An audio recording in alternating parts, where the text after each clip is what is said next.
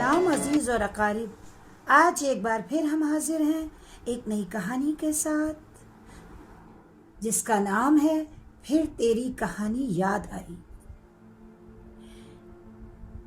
آگے بڑھنے سے پہلے آج ہم آپ سے ایک چھوٹی سی بات کہنا چاہیں گے، وہ یہ: اکثر لوگ پوچھتے ہیں کہ ہم دوسروں کے ساتھ اچھا کرتے ہیں تو ہمارے ساتھ برا کیوں ہوتا ہے؟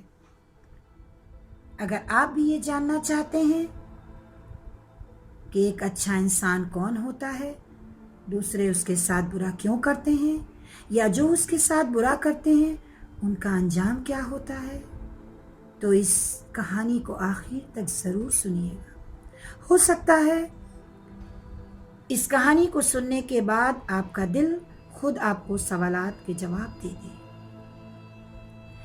سورہ بنی اسرائیل میں اللہ تعالیٰ فرماتے ہیں، تمہارا رب خوب جانتا ہے کہ تمہارے دلوں میں کیا ہے، اس لیے اگر آپ اچھے ہیں تو اچھے بنے رہیں، کسی کو ثابت کرنے کی ضرورت نہیں۔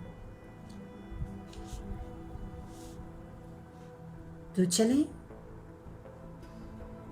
یہ سچی کہانی سماعت فرمائیں۔ یہ کہانی گورکھپور شہر کی ہے۔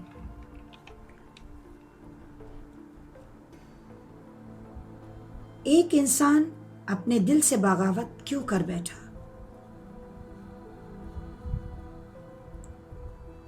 بابا جلدی دروازہ کھولیے، دیکھیے میں آپ کے لیے گھڑی لایا ہوں، کیا تمہیں نوکری مل گئی؟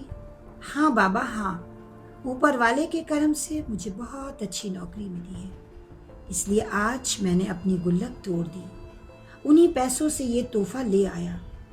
آپ کو ہمیشہ سے شکایت تھی آپ کے پاس ایک گھڑی نہیں ہے، وقت کا پتہ ہی نہیں چلتا۔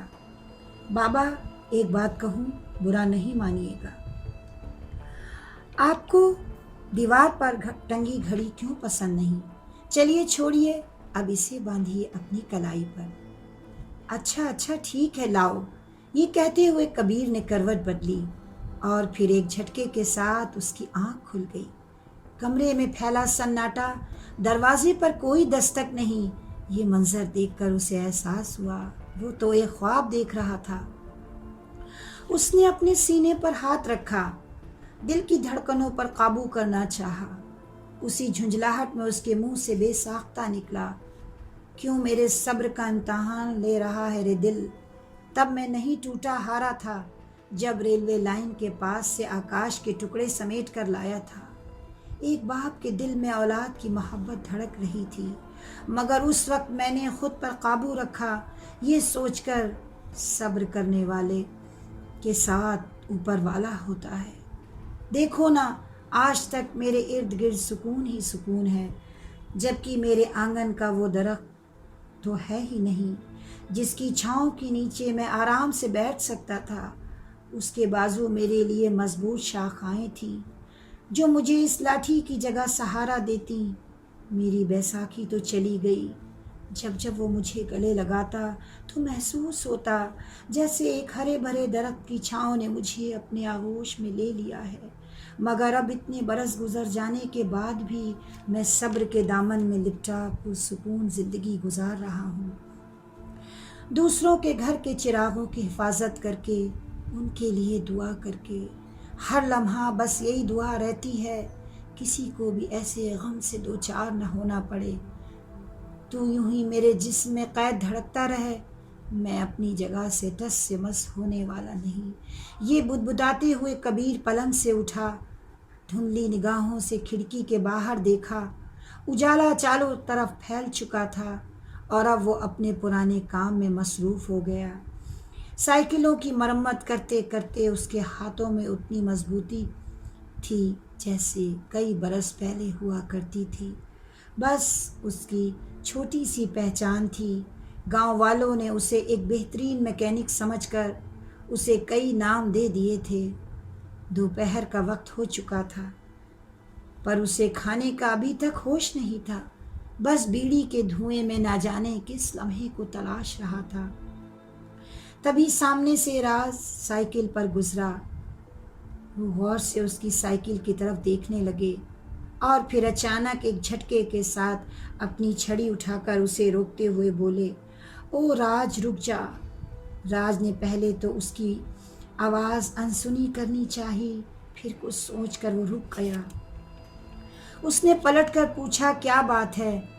اس کے اس سوال پر کبیر نے غصے میں کہا، دیکھ تیری سائیکل کا پہیہ تجھے دھوکہ دینے والا ہے، دیکھنا یہ تجھے کسی بھی جگہ گرا دے گا۔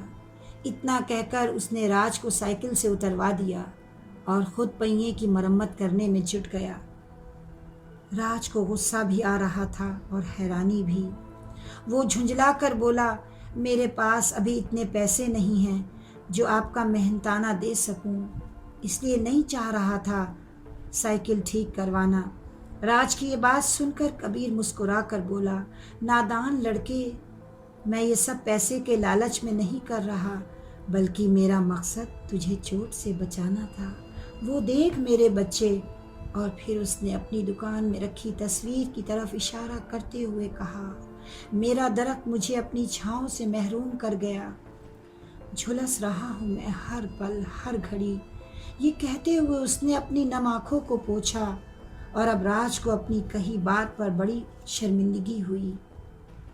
راج کے جانے کے بعد وہ گھنٹوں سونی راہ پر اپنے بیٹے کی پرچھائی کو تلاشتا رہا اور دل ہی دل میں کہہ اٹھا، زندگی کی حقیقت کو بس ہم نے اتنا ہی جانا ہے، درد میں اکیلے ہیں اور خوشیوں میں سارا زمانہ ہے۔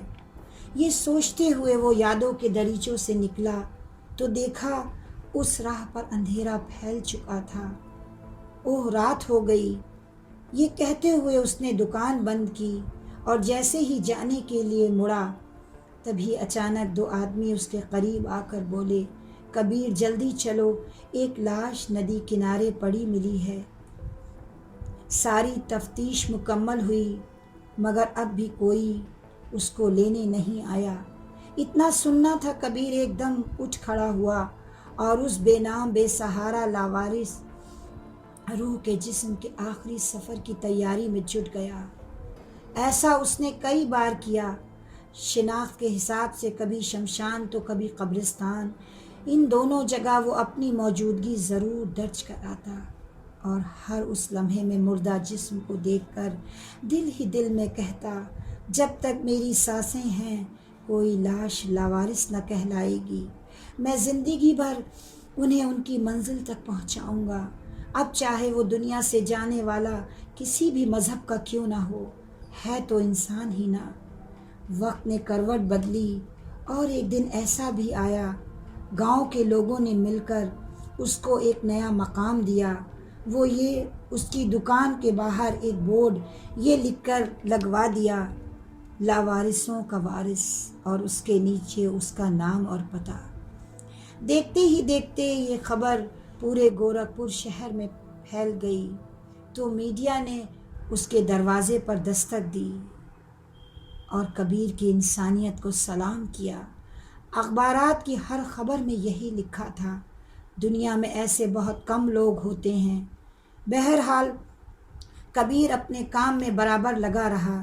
ایک دن گاؤں کے کچھ لڑکوں نے اس سے مذاق میں کہہ دیا، بلا وجہ آپ اپنا وقت برباد کرتے ہیں، آپ کو کیا کرنا ہے، کوئی لاوارث لاش کہیں بھی پڑی ہو؟ ان کی بات سن کر کبیر نے بس اتنا ہی کہا، جن کی تربیت میں کمی رہ جاتی ہے وہ پھر ساری عمر لوگوں کو تہمت، کردار کشی، طعنہ زنی، تعصب پھیلانے اور سکون برباد کرنے میں پیش ہوتے ہیں۔ فلسفہ ذرا مشکل ہے مگر میری کہی بات کے معنی تمہیں خود ڈھونڈنے ہوں گے۔ یہ کہہ کر وہ پھر سے اپنی دنیا میں کھو جاتا۔ اس بار اس کے خیالوں کی دنیا میں ایک ہی سوال تھا کہ نئی نسل کی گمراہی کا ذمہ دار کون ہے؟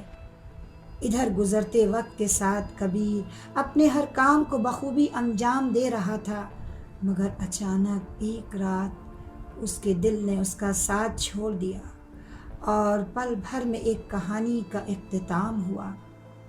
کبیر کے دنیا سے جانے کی خبر پورے شہر میں پھیل گئی۔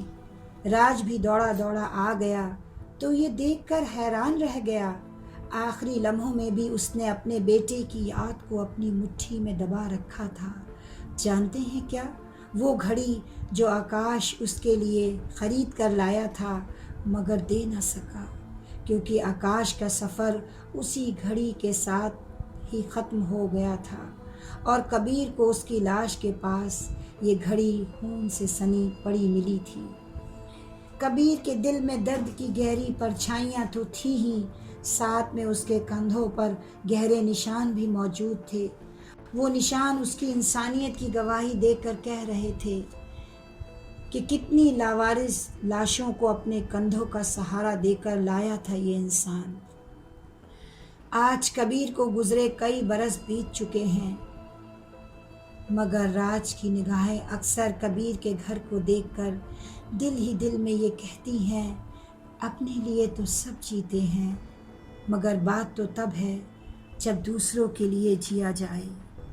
آج بس اتنا ہی، اسی کے ساتھ آپ کو خدا حافظ کہتے ہیں۔ انشاءاللہ پھر ملیں گے ایک نئی کہانی کے ساتھ۔